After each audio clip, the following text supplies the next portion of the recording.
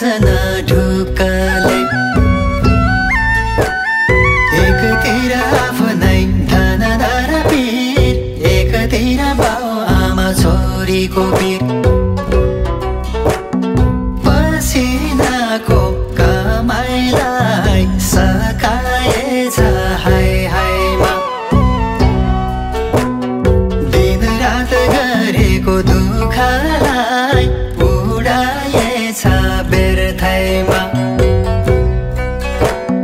ज्यानको र मनको पिरालो कसले पो सुनिदिन्छ र दुखियाको दुःखलाई कसले पो बुझिदिन्छ र दुखियाको